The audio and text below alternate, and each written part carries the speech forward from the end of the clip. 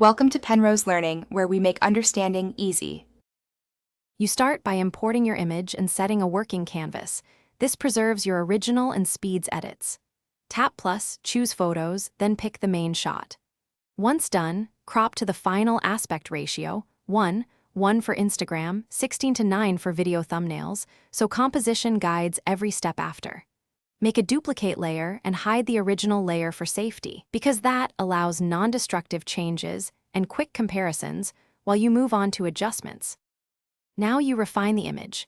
Open Tools, right arrow, adjust and work through exposure, contrast, highlights, and shadows.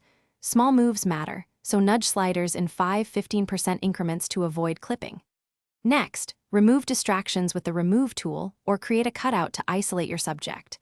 Feather edges slightly to blend. Once isolated, replace the background using AI Replace or a manual mask, then add overlays or stickers for mood. Make sure to toggle the layer opacity. Finish by applying global color grading and filters as the last step, so they affect the whole image consistently. Adjust blend modes and opacity on adjustment layers to tune the effect. You're aiming for a cohesive look, not just stronger color. When satisfied, go to Save, right arrow, export, and choose PNG for transparency or JPEG at 80-100% quality depending on delivery. If you see halos, artifacts, or mismatched edges, undo the last steps, reduce sharpening, or remask the subject to clean seams. This usually fixes common.